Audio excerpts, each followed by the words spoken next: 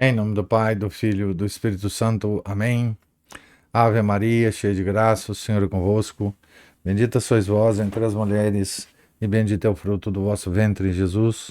Santa Maria, Mãe de Deus, rogai por nós, pecadores, agora e na hora de nossa morte. Amém. São José, rogai por nós. São Felipe Neri, rogai por nós. São Bernardino de Sena, rogai por nós. Nossa Senhora de Fátima, rogai por nós. Em nome do Pai, do Filho, do Espírito Santo. Amém. Bom dia a todos. Nós estamos aqui na parte 4, lendo no capítulo que o nosso autor fala sobre os sermões. Capítulo 4, parte 4, capítulo 4 da biografia de São Bernardino de Sena, escrito por Paul Theroux d'Anjou. Nós estamos comentando nesse capítulo, o autor está comentando nesse capítulo os sermões e os registros escritos desses sermões. Sabemos, portanto, que se podemos procurar nos sermões publicados pelo Padre de la Rey a teologia de São Bernardino, não é aí que descobriremos o segredo de sua ação oratória. Contudo, através de todo este arcabouço escolástico, a eloquência do pregador chega às vezes a manifestar-se. Passagens há, mais ou menos longas, em que o autor parece experimentar, ao empunhar a pena, algo daquela emoção que o arrebatava na cátedra, e a ela entregar-se momentaneamente. Algumas citações bastam para prová-lo. Bernardino escreve, contra os jogos de azar, um sermão repleto de complicadas divisões e alegorias. Detém-se em mostrar Satanás, imitando no jogo as diversas cerimônias da missa. Enumera 5 por 5 as 15 malícias desse vício, e 4 por 4 as 12 categorias dos homens que lhes são afetos. Mas, principiando o discurso seguinte sobre outro assunto, enternece-se pensando nos pecadores, cujas misérias analisou no sermão precedente, e em vez de começar, segundo seu costume, pela divisão da matéria, colhe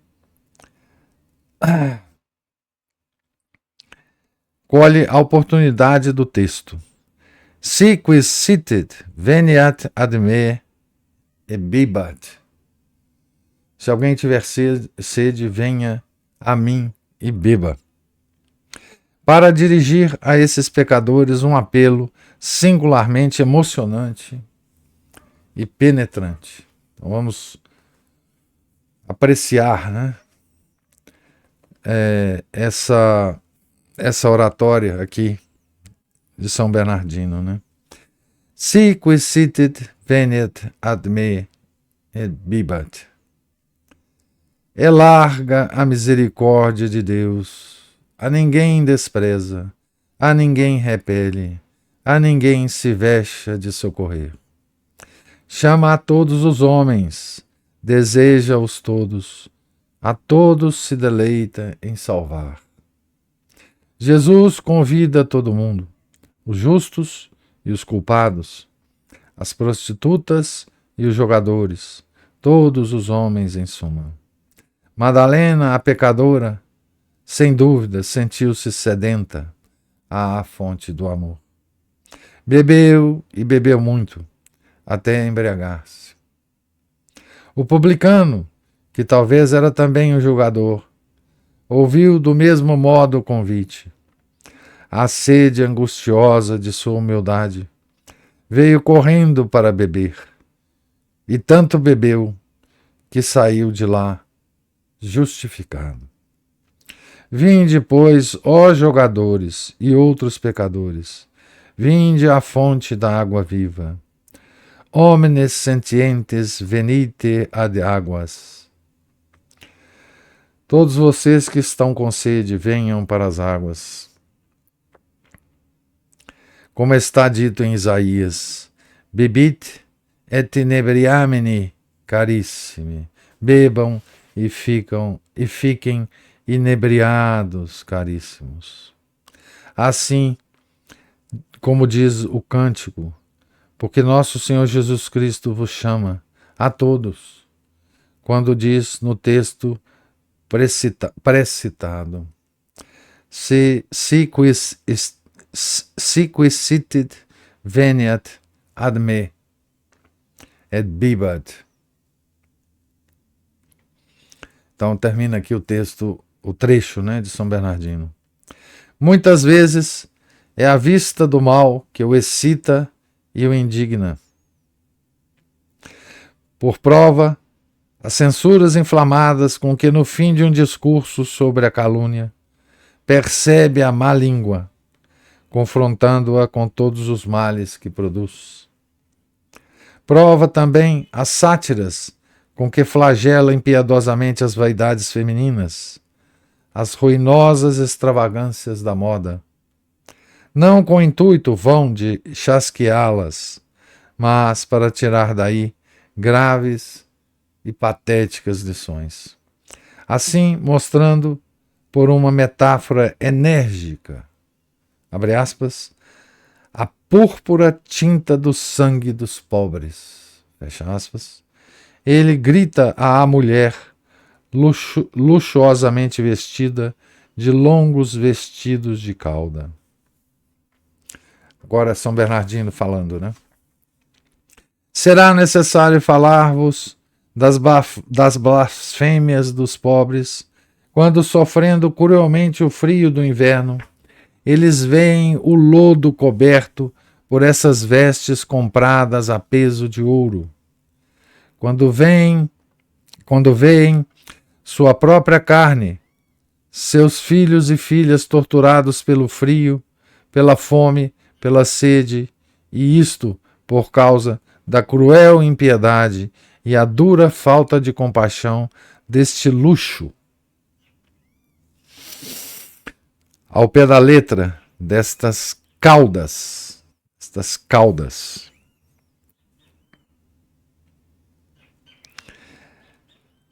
Seva impietate et dura incompassione caudarum.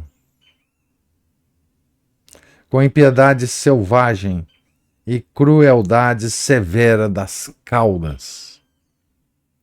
Abre os olhos, ó mulher, vestida de cauda. O domina caudata. Ouve com cuidado, ó espírito fechado. Sê atenta e considera, ó alma surda, e ouvirás as vozes dos que se lamentam e pedem vingança a seu Deus. Homens nus gemem, em seu trabalho o frio e a fome os tortura. Acha-se com que encantar os olhos curiosos e não se acha com que auxiliar os infelizes. O lodo tem para cobri-lo veste que não procura, e o pobre não encontra a comida e o vestir que pede com angústia. Termina aqui o trecho escolhido, pelo autor, mas ele continua. Mais adiante, o orador ataca os penteados do tempo. Pareceria estranho que uma mulher viesse à igreja no dia da morte de seu esposo ou de seu pai com a cabeça ornada de flores. E, entretanto, é muito mais estranho ver uma mulher remida pelo sangue de Cristo, filha e esposa do Pai Supremo, ir à igreja, assistir à missa, tendo a cabeça ornada não só de flores, mas de ouro, de pedras preciosas, o rosto pintado e usando postiços, e isso, quando a missa é celebrada em memória da paixão de Cristo. Quando o Padre, elevando o corpo e o sangue do Senhor, lembra perpetuamente a elevação de Cristo sobre a cruz. Que vaidade a tua, ó mulher, que adornas tua cabeça de uma tal profusão de vaidades. Lembra-te dessa cabeça divina, que é para os anjos um objeto de tremor. Para espiar tua vaidade, é traspassada até as partes mais tenras do cérebro e ensanguentada por uma apertada coroa de espinhos. Essa cabeça é coroada de espinhos, a tua, de pedrarias. Seus cabelos são ensopados de sangue. Os teus cabelos, ou antes, os cabelos estranhos que usas, são untados artisticamente. Suas faces estão sujas de escarros do sangue das feridas. As tuas se cobrem de pinturas variadas. Seus olhos, tão belos, que os anjos de Deus contemplam, estão escurecidos pela morte mais cruel. E os teus olhos parecem cintilar dos ardores da volúpia e das chamas da luxúria. Essa cabeça temível, que os próprios anjos devem venerar, abaixa-se por ti em tão grande confusão, enquanto a tua ergue-se com tanto orgulho. Abaixa-se para te dar o ósculo da paz, e a tua arma-se para oferecer combate. Ele convida às lágrimas do perdão, e tu o insultas com o escárnio do pecado. Mais um trecho aqui de São Bernardino, né? Volta agora o autor, né? Se amaldiçoa o luxo, com que assentos abençoa a pobreza. Esta pobreza que escolheu como esposa, como seu pai São Francisco de Assis. Com que entusiástico amor, com que encanto eternecido fala dela. Sente-se que se acha em seu terreno, em seu domínio preferido.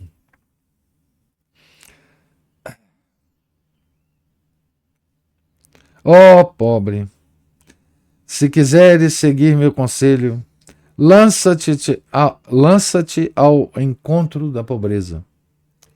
E quando a ela chegares, abre-lhe alegremente a porta escancarada e atira-te em seus braços.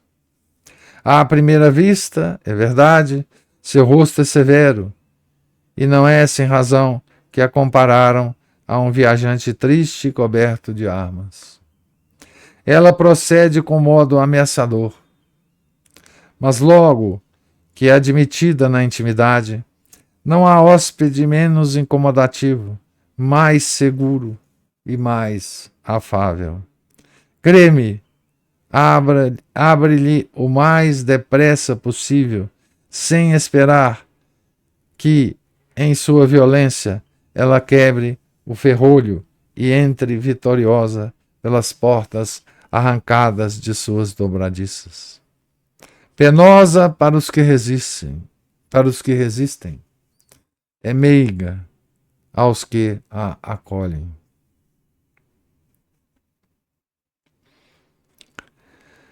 Volta o autor. Não foi a pobreza, aliás, a companheira fiel de Jesus na terra? Inspirando-se em uma oração célebre do Poverello, Bernardino exclama, abre aspas ao nosso santo: Jesus, meu Salvador, quando ingressaste na vida, a pobreza recebeu-vos no santo presépio e no estábulo. Descido sobre a terra, privou-vos de tudo, ao ponto que nem tinhais onde descansar vossa cabeça. Companheira fiel, enquanto sustinhais o combate de nossa redenção, esteve sempre a vosso lado, e durante a luta da vossa paixão, enquanto vossos discípulos vos abandonavam, renegando o vosso nome, ela, escudeiro cioso, não se afastou. Aproveitou para vos abraçar mais fortemente, enquanto vossa mãe, a qual só vós vos honrou, enquanto vossa mãe, a qual só vos honrou na fidelidade de seu coração e sofreu as angústias de vossas dores, enquanto não se podia aproximar de vós, devido à altura da cruz, a pobreza vitoriosa, então, vos cercou de todos os seus incômodos, como de uma comitiva agradável ao vosso coração, vos amparou mais estreitamente em seus braços e ligou-se a vós com mais zelo. Não se deu ao trabalho de analisar vossa cruz, mas construiu-vos uma bem dura e grosseira. Não fabricou os pregos em número igual à de vossas feridas, não lhes afiou a ponta, não lhes corrigiu as asperezas. Fez 3 duros cravos, ásperos e rombudos, para aumentar vossas dores.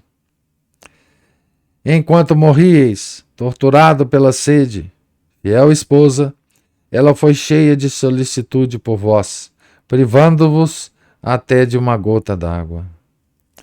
Preparou-vos, pela mão ímpia de vossos guardas, uma bebida tão amarga, que depois de experimentá-la, vos foi impossível tragá-la. Foi, pois, nos braços de vossa bem-amada que exalastes o último suspiro. Sempre fiel, não deixou de comparecer à vossa sepultura. Somente a título de empréstimo, permitiu-vos ter um túmulo, perfumes, um lençol. Também não se ausentou quando de vossa ressurreição. Glorioso, ressuscitastes nos braços de vossa santa esposa, abandonando em vosso túmulo tudo o que havíeis emprestado e tudo que vos fora oferecido. Ao céu a levastes, deixando aos mundanos tudo o que é deste mundo. Fecha aspas aqui para o nosso santo, né? Que beleza, né? De palavras, né?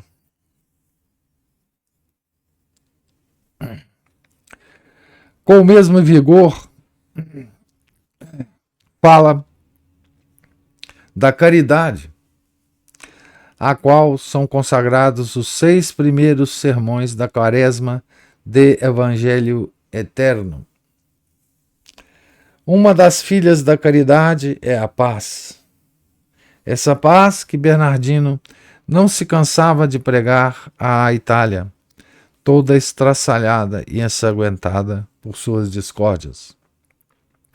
Tem, ao celebrá-la, palavras cuja doçura singular acaba por influir sobre as almas violentas e cheias de ódio desse século perturbado. Em tempo de paz, todas as coisas parecem celebrar a alegria. As sementes são entregues à terra e as espigas amadurecem até ao momento da ceifa. As vinhas florescem, as árvores frutificam. Os furores da guerra não impedem o curso da natureza, que vive e se desenvolve livremente. Em casa, dorme-se tranquilamente e nos campos segue cada um o seu caminho sem temer agressão. Na paz, a virgindade floresce e expande seu perfume. A pudica castidade está em alegria e o amor conjugal acha-se feliz por não ter que recear as violências de soldados desregrados. As artes embelezam as cidades e o pastor, sem cuidado, toca sua flauta, enquanto apacenta suas ovelhas e seus bois. Na paz, exploram-se as florestas, plantam-se videiras, constrói-se e consertam-se as casas. As famílias multiplicam-se. Então transitam mercadores e mercadorias. Os mosteiros cercam-se de calma. As igrejas e os ofícios são honrados. Os estudos vigoram e frequentes são as obras piedosas. A palavra de Deus é venerada e traz seus frutos no coração daqueles que vêm numerosos ouvi-la. Todos os direitos são respeitados e ninguém se queixa da injustiça. A paz, em resumo, é favorável a todas as coisas e ao seu sopro tudo parece estremecer de alegria. Há outros sermões nos quais se pode igualmente entrever o efeito que teriam as palavras sob o império de uma grande emoção. São aqueles em que Bernardino fala dos mistérios da paixão e da redenção. Então, enquanto acompanha passo a passo a história sagrada, abandona-se por momentos a piedosas e patéticas considerações. Para disso dar uma ideia, destacamos de um sermão sobre a ressurreição algumas passagens extraídas de uma longa peça em que o orador contempla Maria Madalena, dirigindo-se sozinha ao túmulo, de madrugada e desesperada de não mais achar aí o corpo de seu Redentor.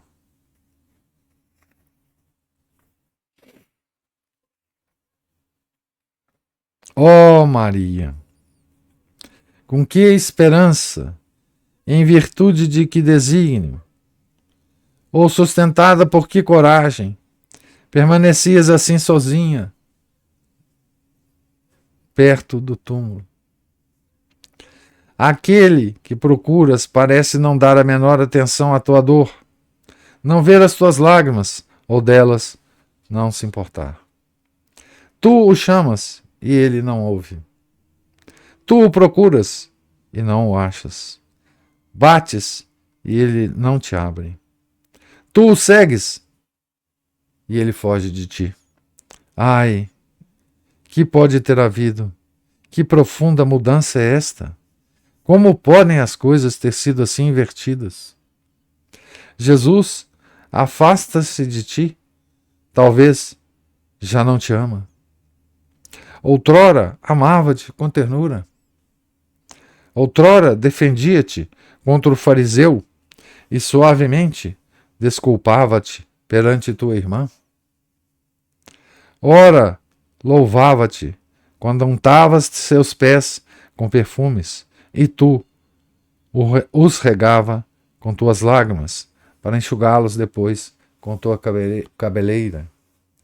Suavizava então teu arrependimento e te perdoava teus pecados. Outrora procurava-te quando estavas ausente. Chamava-te quando não estavas a teu lado. Mandava buscar-te por tua irmã, a fim de te ter perto de si. Ó bom mestre, vendo-a chorar, vossos olhos umedeceram-se. É em retribuição do vosso amor por ela que ela tanto vos amou. Ressuscitastes seu irmão Lázaro e mudastes em brados de alegria a queixa de vossa filha predileta. Ó mestre muito manso, como, após tais favores, pôde vossa discípula ofender-vos? Com que ferida rasgou ela a ternura de vossa alma, para que vos afasteis assim dela? Não temos ciência de pecado algum que lhe seja imputável. Por que então não vos encontra esta mulher que vos ama e vigia desde a madrugada? Maria, Maria, escuta meu conselho. Contenta-te da consolação que te trazem os anjos. Pergunta-lhes se por acaso sabem o que sucedeu àquele que procuras em pranto. Penso que vieram para informar-te, enviados, talvez, por aquele cuja perda choras, com a missão de anunciar sua ressurreição, e de acalmar tua angústia.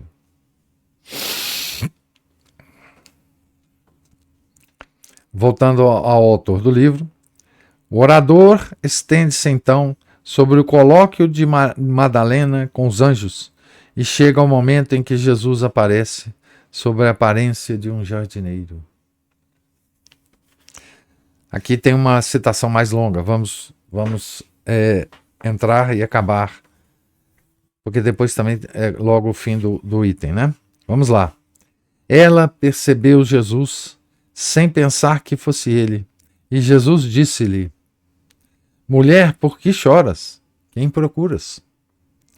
Ó vós, para quem aspira toda a sua alma, por que lhe perguntais a razão de suas lágrimas, o objeto de suas procuras? A ela que, há pouco tempo, vos considerava com imensa dor, suspenso na cruz, a ela é que perguntais, por que chora? A ela que há 3 dias via rasgados e perfurados de cravos vossas mãos, que tantas vezes a abençoaram, vossos pés, que cobria de beijos, rasgando-os de lágrimas, regando-os de lágrimas, a ela é que perguntais a causa de sua dor? Agora ela julga que vosso corpo, este corpo que ela ungiu de perfumes à guisa de consolação, foi roubado. E lhe dizeis, por que choras? Quem procuras? Vós, Jesus, sois quem, pela invencível atração de vossa palavra, pelo encanto de vosso espírito, trouxestes amorosamente a vós esta mulher. Vós a ligastes a vossos passos, pela invisível cadeia de um amor sem limites, no momento em que apagastes seus pecados. Pelas vossas ações, pelas vossas palavras, abrasaste de amor o seu coração. Com vosso sopro, abalaste seus espíritos, secaste suas lágrimas e não receastes os beijos de seus lábios. Afastastes de seu coração todo o amor perecível, a fim de que andasse convosco na paz. E agora perguntais-lhe a quem ela procurai?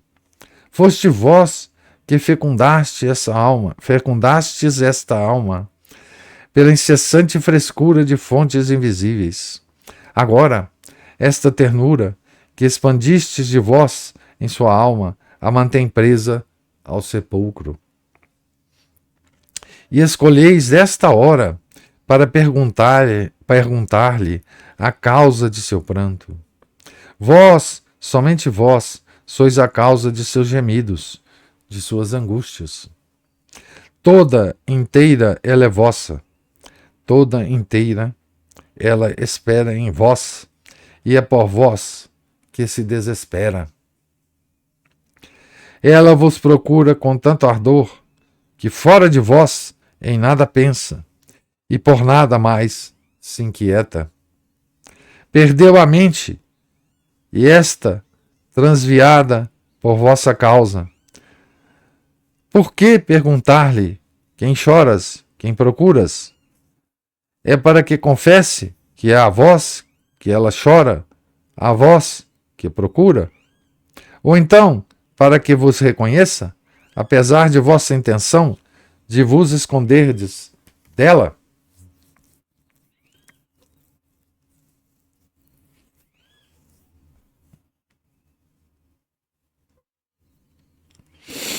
O certo é que, tomando Jesus por um jardineiro, ela lhe disse: Se o levastes, dizei onde o depositastes, e eu o levarei. Ó dor imensa! Ó admirável amor! Esta mulher, abismada em seu pesar, como uma nuvem, não viu o sol levante, dardejando seus primeiros raios em sua alma e entrando pelas aberturas de seu coração. Consumia-se de amor a tal ponto que seus olhos escurecidos olhavam sem ver. Olhava a Jesus e não o via. Ó Maria, se procuras a Jesus, por que o não reconheces? Eis Jesus que vem a ti, aquele que procuras. Interroga-te, e o julgas jardineiro? É Jesus, e efetivamente é jardineiro a seu modo. Semeou a boa semente no jardim de tua alma, e agora ele vem arrancar as ervas daninhas da infidelidade. De quem falas quando dizes, se o levastes? Que queres assim dizer? Por que não pronuncias o nome de quem procuras? É o efeito do desejo. Dá aos que são vítimas dele a ilusão de que todo mundo está ao par do que querem. Mas por que dizes também tu que não és senão uma mulher? E eu o levarei. O próprio José recuou e não se atreveu a destacar da cruz o corpo de Jesus sem antes solicitar a autorização de Pilatos. Tu não temes e não te abrigas na sombra da noite. Tu te comprometes sem restrição, e eu o levarei. Ó Maria, se por acaso estivesse o corpo de Jesus depositado no adro do grande pontífice, onde aqueceu-se o príncipe dos apóstolos, que farias? Se estivesse escondido na praça, no meio da multidão, como farias? Se estivesse na casa de Pilatos, guardado pelos soldados, que empreenderias? Pergunto-te, e eu o levarei. Ó magnífica audácia! Tu és mulher e não usas nenhuma reticência. Não pões condição alguma à tua dedicação. Falas sem medo e prometes sem hesitação. Ó mulher, grande é a tua constância, grande é tua fé. Mas como? Com que forças? Com que vigor? Com auxílio de que estratagemas? Poderias tu levar sozinha um corpo tão pesado, que para ser colocado no sepulcro foi necessário o concurso de numerosos portadores? Julgas tê-lo ainda contigo? Afastaram-se, e eu o levarei. O amor, com efeito, coloca o impossível entre as coisas possíveis e muitas vezes presume demasiado de suas forças. Ó bom Jesus, dignai-vos não exaltar seu desejo, pois há 3 dias ele a consome. E não estais aqui para saciar sua alma, que não pode ser saciada, a não ser que lhe ofereçais o pão de vosso coração. A vida não se demorará muito em sua carne, se mostrando-vos não lhe devolveis a vida, a alma. Então Jesus a chamou, Maria. E logo que pronunciou seu nome, a voz de Jesus penetrou sua alma, e logo, em sua palavra, ela conheceu o verbo costumado. Seu mestre, efetivamente, costumava chamá-la assim. E ao ouvir seu nome, sentiu a doçura de Deus e assim reconheceu seu Senhor naquele que a chamara. Ó muito doce mestre, ó Senhor, como sois bom para aqueles que têm o coração puro. Felizes aqueles que vos procuram na simplicidade de seu coração, e estão satisfeitos os que esperam em vós. Isto é verdade, e verdade sem sombra de dúvida. Vós amais quem vos ama, e nunca abandonais os que em vós esperam. Vossa filha, dileta, vos procura com toda a simplicidade da alma, e na verdade vos achou.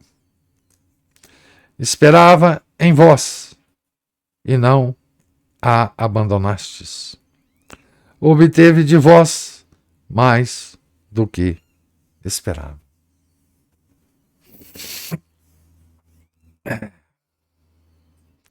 Voltando aqui ao autor, para terminar o item, né? Não quero prolongar estas citações. Basta para permitir entrever que o orador escondia-se sob o teólogo. É igualmente bastante, se não me engano, para despertar o desejo de aproximar-se mais deste orador, de conhecê-lo melhor. Não haverá um meio de ouvi-lo diretamente? Não se poderá apanhar em parte alguma o sermão, não como Bernardino o redigiu em sua cela, mas como efetivamente o pronunciou nas praças das cidades públicas das cidades italianas? Então, terminado com essa pergunta, aqui o próximo item ele responderá a essa pergunta, se é possível isto, né? Então, esse item é muito bonito, né? Porque o nosso autor, ele na obra publicada pelo padre de la Rey, né? Ele vai colher para nós e nos oferecer, né? Aqueles momentos em que São Bernardino se despe da roupagem do teólogo medieval, com aquela estrutura rígida do texto, né? E se veste de orador, né? De grande pregador, né? Então ele nos oferece aqui pequenos trechos, né? Que a gente pode aquilatar a beleza, né? Do seu discurso, né? E veja, todos esses trechos aqui, nós podemos encarar, né? Pelo menos eu encaro assim, como meditações públicas que Bernardino fazia em voz alta, né? Cada um desses trechos, né, pode servir para uma meditação nossa, né, pessoal, particular, né, privada. Mas esses sermões aqui, né, muitos trechos de vários sermonistas famosos, né, são como que meditações públicas, né, que eles faziam, né? São Bernardo, enfim, todos eles, até o nosso padre Antônio Vieira, né? São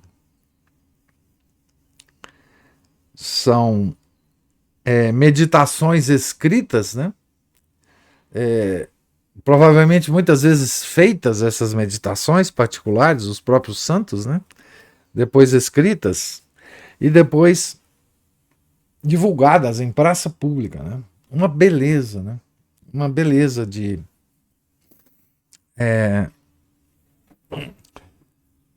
meditação, né? Quer dizer, que é a meditação, né? Que é a meditação sugerida pelos santos, né? Tomar situações do Novo Testamento, né? Envolvendo os fatos principais, né? E tentar imaginar a situação, né? Nesse último trecho maior, né? O que São Bernardino faz é imaginar a situação de Maria Madalena chegando lá e não vendo Jesus, né? E imaginar daquele pequeno diálogo entre Jesus ressuscitado, ainda não revelado para Maria, né? E Maria tirar uma longa meditação, uma beleza de meditação, né? Ele, inclusive, inquirindo o próprio Jesus, por que Jesus estava fazendo isso com ela, né? Ela que estava ali, né? Humildemente à procura dele, né? Por que ele não se revela? Por que ele pergunta a ela por que choras? Porque ele já sabia por que era a razão do choro, né? Então, ele vai e se coloca ali como um terceiro ator na cena, né? e começa a participar da cena. É uma beleza, né? Essa, digamos assim, essa, essa técnica, né? Literária, né? De se colocar no meio da cena real descrita no Evangelho e, e tentar dialogar com os atores ali da cena, né? Tal, ele primeiro dialoga com Maria, depois com, enfim, com o nosso Senhor Jesus Cristo ressuscitado, né? Uma beleza, né? Queria agora ouvir o que vocês têm a falar dessa leitura, né? Nós lemos o item 4, né? Dessa. Márcio aqui.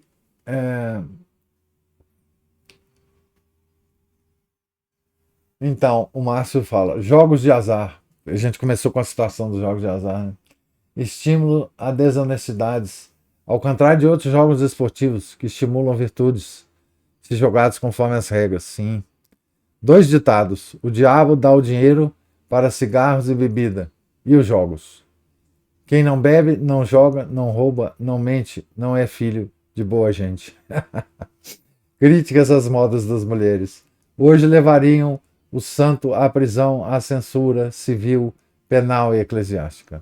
A dupla moral atual é extremamente benevolente com os abusos femininos, sim. Voltaire dizia que era possível saber quem detinha o poder por não aceitarem críticas impunemente. O trecho sobre a caridade descreveu o que faltava de caridade vinda da crise da fé. Fez ao Brasil o contrário da descrição dos frutos da caridade, paz, castidade, fartura, etc. Sim. O brasileiro virou um louco sadomasoquista, sem um mínimo senso de pudor, caridade, decência ou honradez. Que bonito esse trecho do sermão. Imagine os efeitos dessas pregações ao vivo. Quantas exortações à virtude. No melhor estilo contemplativo, certamente movido pelo Espírito de Deus. Bravíssimo! Única falha desses biógrafos é não publicar trechos mais longos das palavras dos biografados. Adoro essas meditações públicas. Trechos das escrituras, leituras espirituais, cenas pintadas, músicas e cantos sacros. Tudo nos favorece a isso. Pois é. Isso aqui é maravilhoso, né? E precisava de alguém, né? Se aprofundar, né, na obra de São Bernardino toda, né? Para extrair esses trechos para nós. E publicar um livreto, né? Pode ser um livreto desses trechos maravilhosos, né? Mas tem que haver essa boa alma, né? Que enfrente aquela estrutura escolástica, né? Para de vez em quando surpreender, né? O nosso santo sem a roupa de teólogo e com a roupa de pregador, né? Porque é isso que aconteceu aqui, né? Ele vai se esmiuçando a obra, né? De São Bernardino, a publicada pelo Padre Della Rey. Depois ele vai falar de outras publicações dos discursos, né? E vai nos brindar com algumas informações interessantes aqui. Mas precisava dessa boa alma, né? Para fazer essa coleta para nós, né? De trechos, né? Mas só esses trechos aqui dá muito alimento, né, para a nossa alma.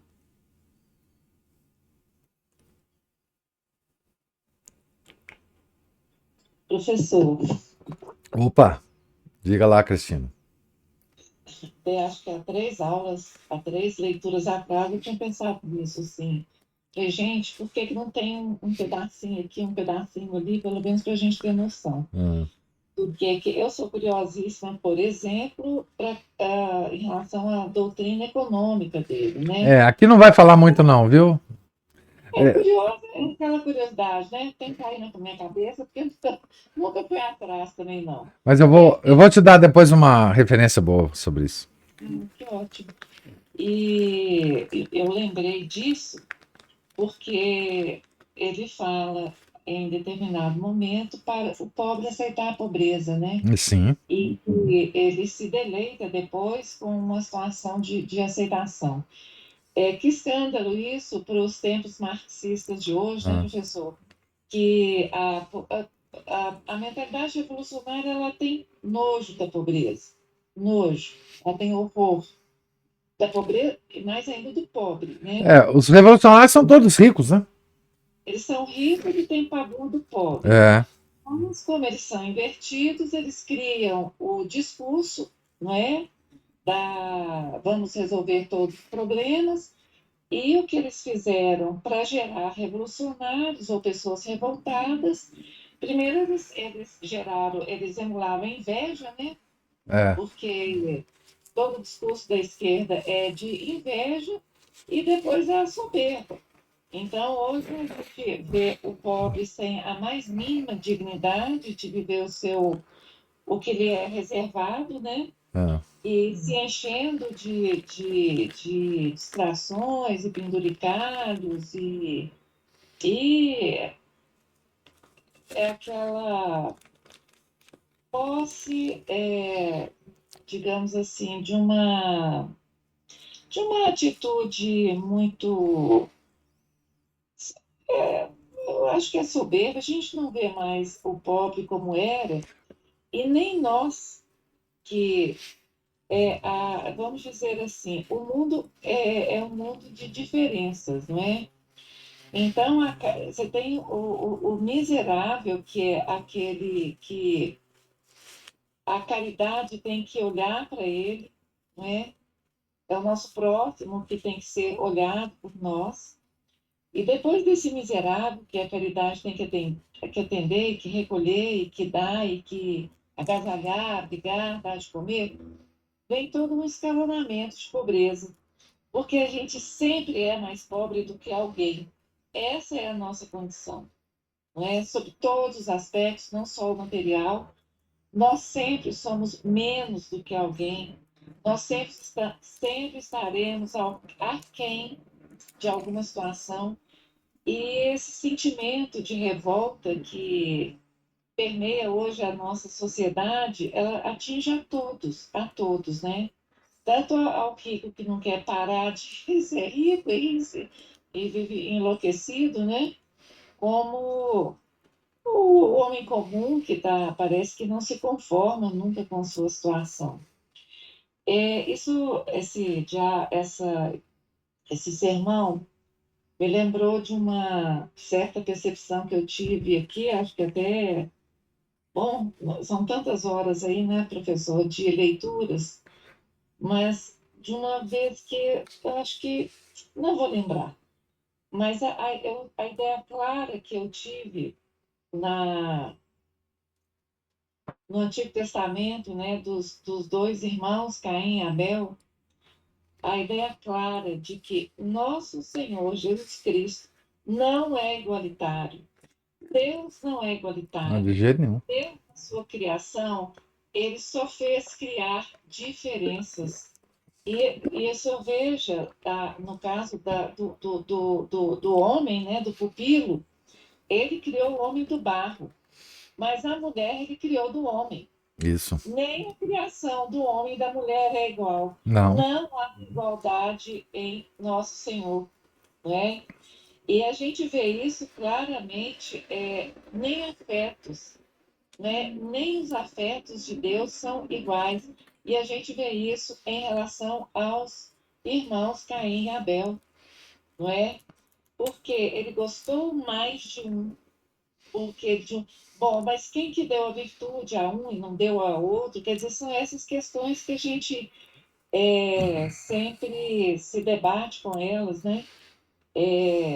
Ou quem que Porque recusou a virtude dada, né? não é? Então, e ele poderia, por exemplo, olhar para o mesquinho com mais misericórdia, mas ele não olhou para o irmão mesquinho com misericórdia, ele olhou para o que deu com graciosidade tudo e amou aquele ali mais do que o outro. Então, assim, essa é a realidade da criação, não é? Não só a realidade moral, como a física também.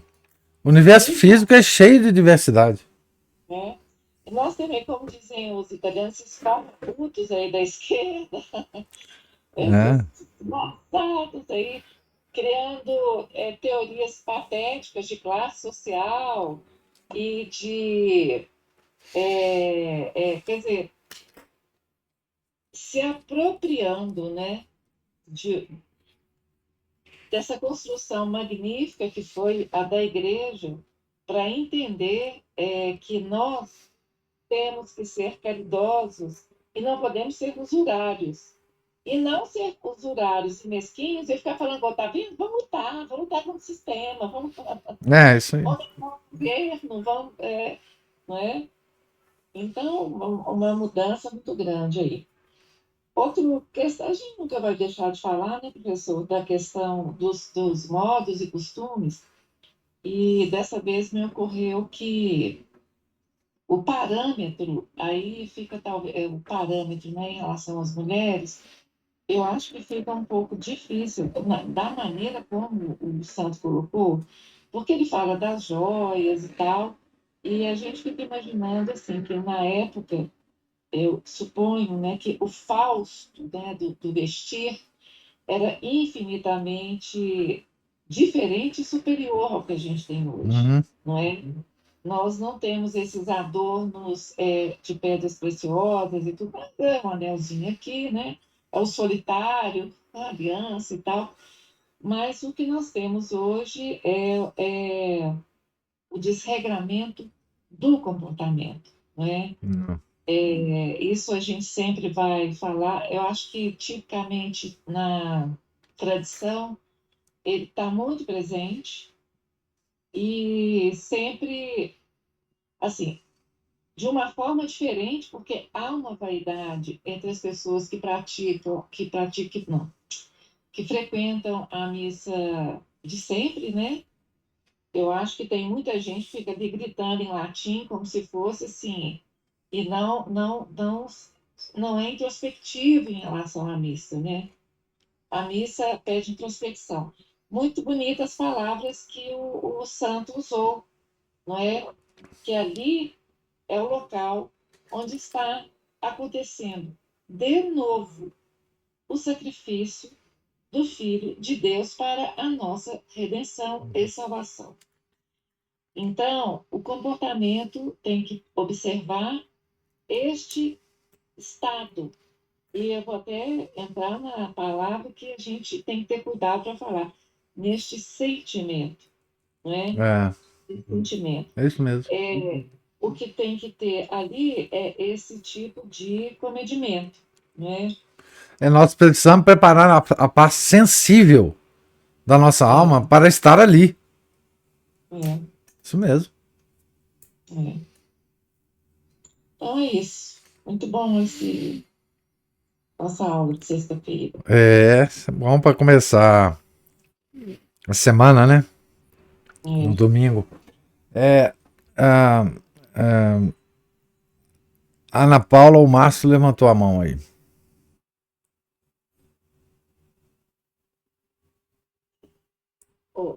Ô, professor, Sim. há cerca assim, de uns 15, 18 anos atrás, eu fiz uns exercícios espirituais de Santo Inácio sob a direção de duas irmãs lá do Senac, lá em Venda Nova. Sim. Elas são carmelitas, né? Ou não? Professor, eu não sei dizer. Acho que elas são. O Márcio saber. A ordem sinacular mesmo.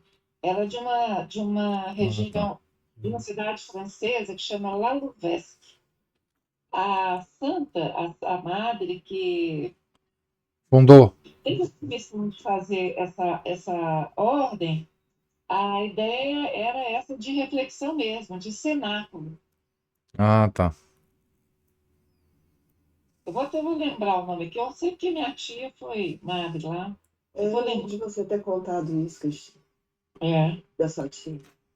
Mas lá já não é mais como era, não. Já não era na época que eu fiquei lá, já estava assim, era outra história. Lá na época, desculpe te interromper, viu? Não tem problema. Ó, mas, por incrível que pareça, eu tenho umas lembranças de infância em que, às vezes, parece que eu já percebia a entrada desse marxismo nas coisas. Eu me lembro perfeitamente de perceber uma diferença de tratamento comigo e com a minha irmã e com as crianças do entorno, porque as crianças ali era uma região muito pobre na época, né? Hoje não é mais, mas é como se as únicas que fossem dignas de algum sentimento assim de dó, não sei o quê, qualquer coisa, eram aquelas outras, não sei o quê. Ela já estava meio alterada esse negócio, sabe? Mas deixa pra lá isso é é outra coisa que eu nem pensei direito para falar aqui.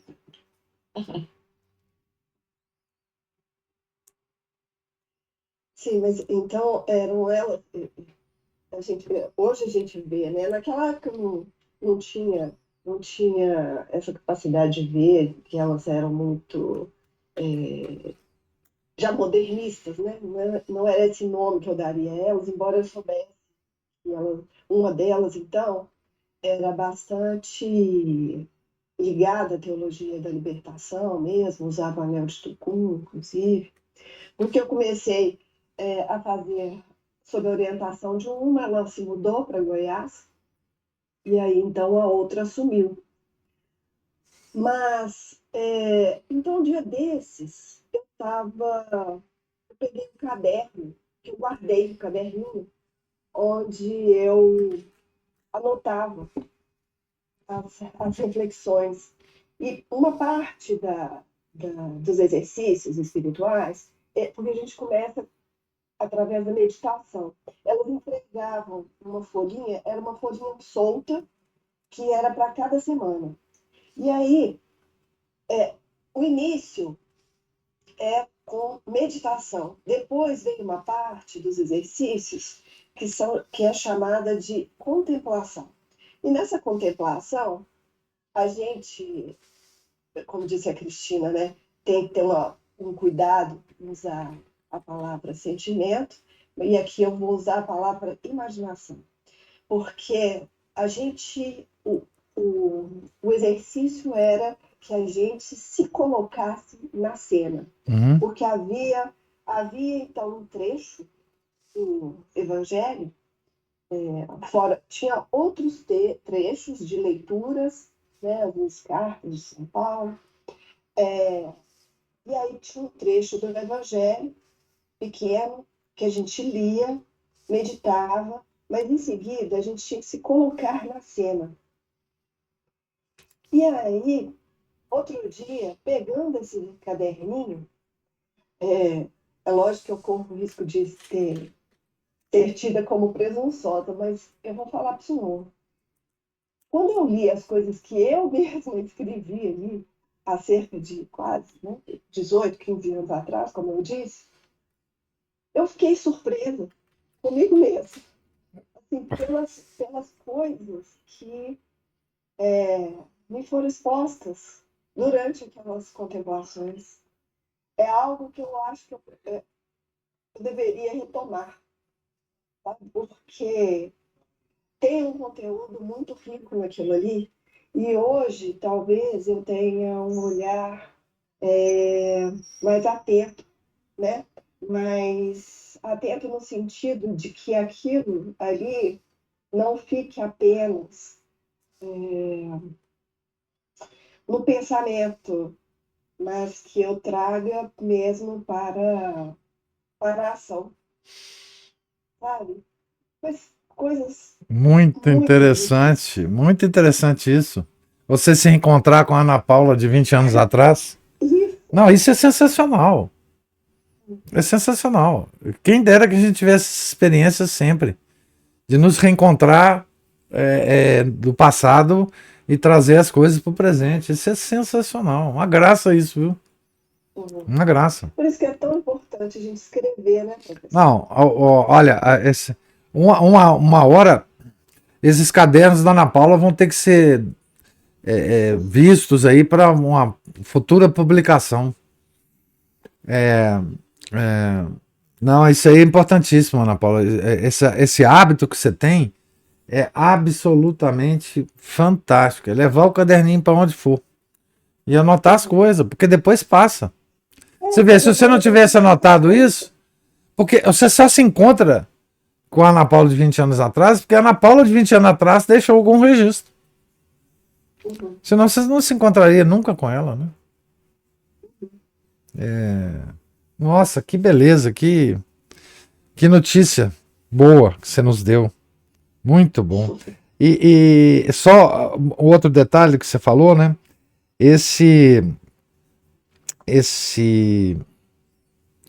Essa coisa de se colocar na cena, não é? É uma técnica de oração mental, né? Que os santos usam. A meditação de Santo Inácio, pelo menos quem conduz, sempre sugere isso mesmo, né?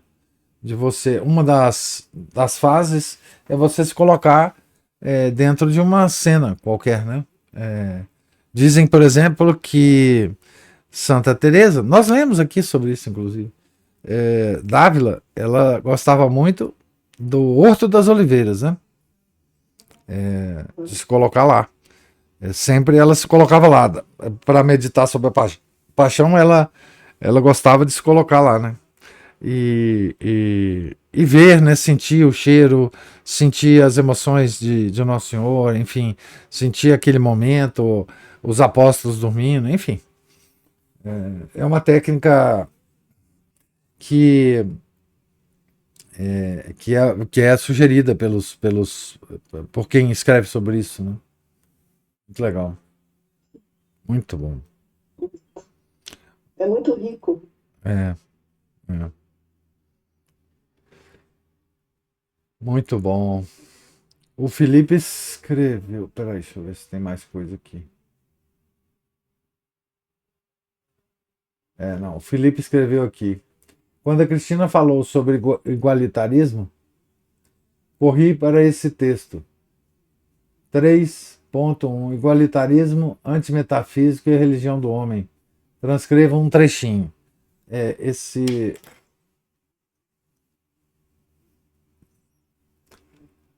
As limitações de si mesmo e as de todas as criaturas levam o homem a encarar os seres criados de um de dois modos. Primeiro, ou como um apelo para buscar e amar o absoluto, ou como uma tentação de revolta contra as limitações do ser contingente. É perfeito, perfeito. É isso mesmo. Ou nós encaramos a coisa com humildade ou com soberba, né? Isso aí essa revolta aí é a revolta gnóstica, né? Porque você, enfim, quando você se revolta contra a realidade, né? Que é as limitações do ser contingente, você já tá no ponto de se tornar gnóstico, né? Num dos sabores da gnose, né? Das vias gnósticas, né? Muito bem, Felipe, é isso mesmo. Mais algum. Opa, Cristina, fala. Eu puxei aqui rapidinho na internet. O carisma do Senaco é acolher pessoas para encontro com Deus na linha inaciana. Teresa Kordec é o nome da freira que, em 1820, recebeu esse carisma e acabou formando. Acho que foi depois que ela morreu que foi Fundado. assentada, né, a Ordem das Irmãs do Senaco. E enquanto a Ana Paula falava, eu fui trazendo um pouquinho as coisas da memória. O senhor sabe quem que me apresentou o Pequeno Príncipe? Ah, Eu, aos 6 anos de idade, uma freira lá do Senar me deu um livrinho do Primeiro Príncipe para ler. Pequeno Príncipe, Antoine de Saint-Exupéry. Esse terrível, isso mesmo. É, tá bom, Lembrei disso. tá bom. É mais ou menos, né, professor? É, não, eu sei, mas assim.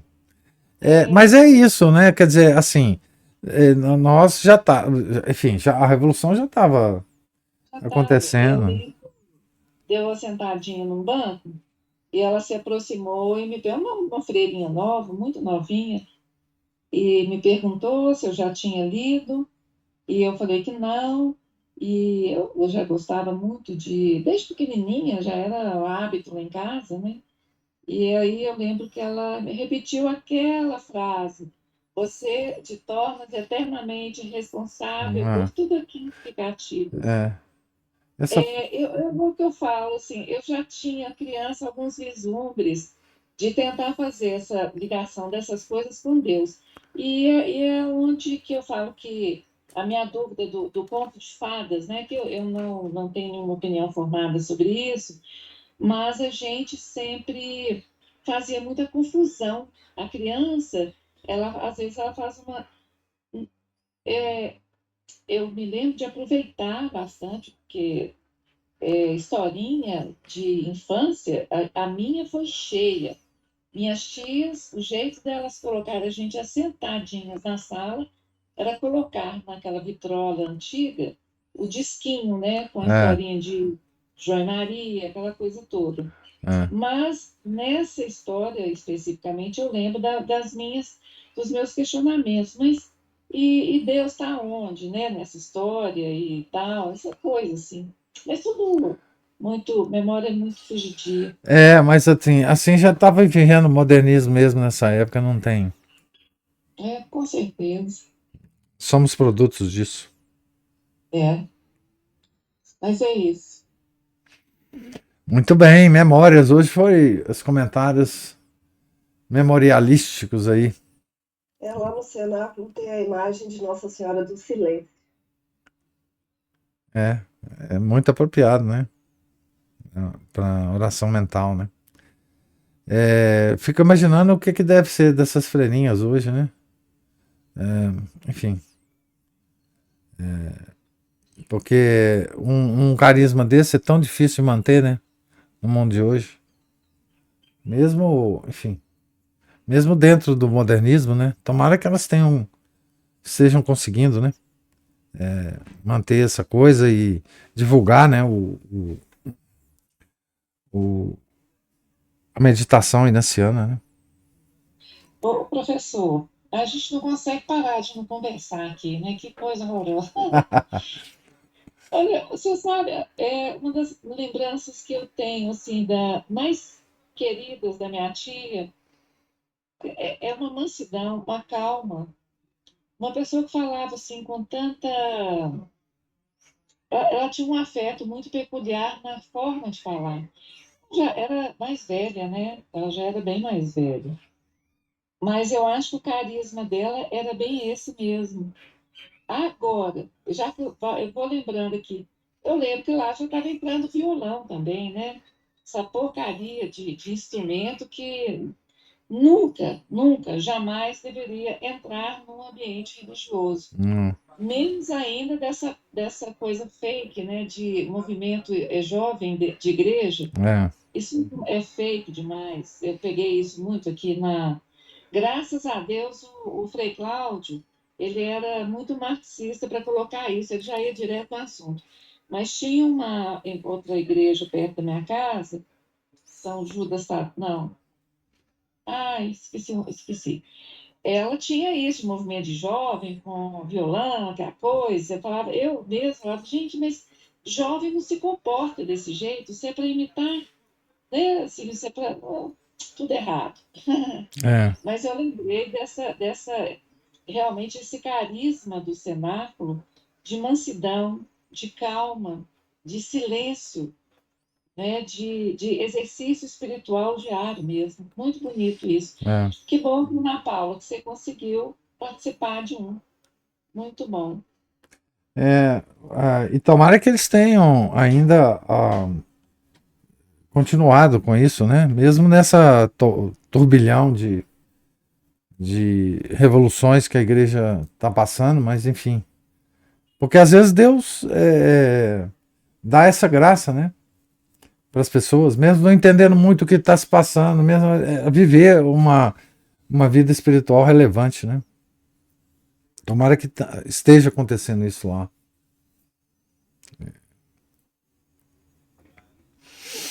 Pois bem, mais alguma observação, algum comentário? Então, Deus lhes pague a presença, paciência, os comentários, observações. Tenham todos um santo dia, um santo final de semana. Fiquem com Deus.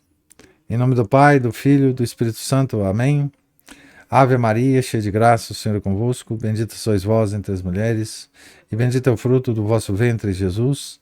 Santa Maria, Mãe de Deus, rogai por nós, pecadores, agora e na hora de nossa morte. Amém. São José, rogai por nós. São Felipe Neri, rogai por nós. São Bernardino de Sena, rogai por nós.